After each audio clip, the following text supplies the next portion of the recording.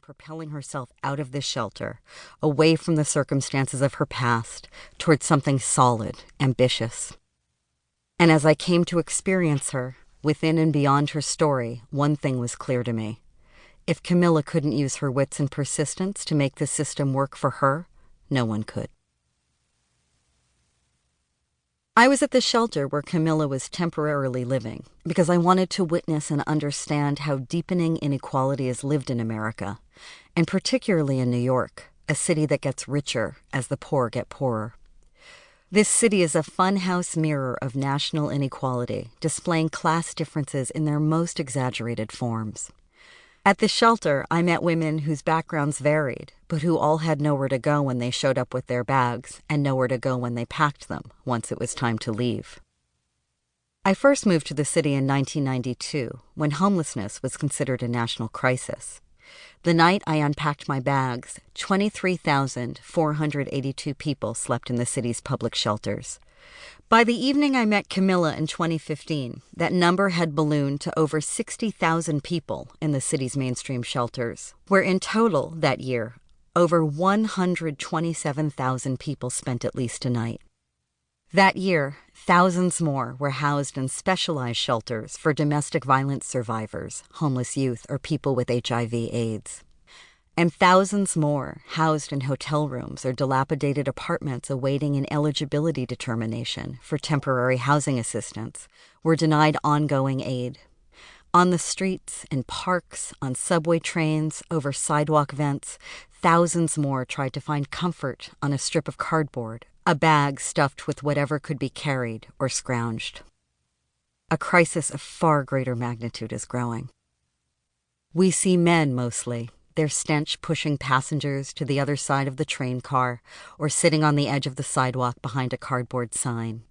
That man continues to be the emblem of homelessness and has been for decades.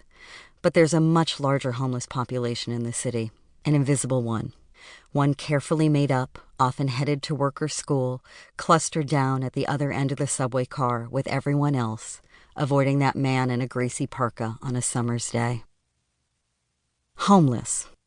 What word more obliterates the nuances and trials of complicated relationships, of ambitions, of plans? It means failure rather than perseverance, homelessness as an end, even at a young age. But the homelessness crisis is a single lens in the kaleidoscope of American poverty, more specifically, the catastrophe of urban American poverty, and even more specifically, the poverty of women in urban America. The story of every person who has found themselves homeless or in a place of serious housing instability is individual. And yet each story is its own keyhole view of this country's deepest flaws: the vanishing safety net, the scourge of housing inequality, the yoke of which family you're born into, the stubbornness of entrenched racism, and the burdens that women are forced to carry utterly alone. Theoretically, poverty doesn't discriminate. The data, however, tells a different story. It tells us that most people in poverty are women, specifically women of color. Furthermore, they're single mothers, and many of them are homeless, which means their kids are too. 1 in 30 children in America is homeless, a population of 2.5 million kids in total. 3/4 of the American homeless population is made up of families, mainly mothers raising kids alone. There's no doubt that it's hard being a man in poverty, but most don't do it as single parents. Among developed countries, no nation fails its single mothers as gravely as does the United States. Here, they receive paltry social income support, the fewest early childhood education and care options, minimal paid family leave and health care. More single mothers work in the United States than in other countries, but they are still impoverished by egregiously unequal low wages. Only 1/3 collect child support. No wonder single mothers make up the vast majority of our homeless population, whether we see them sleeping on the street or not. This is information that any concerned citizen can find with a quick internet search. But the data doesn't tell the whole story.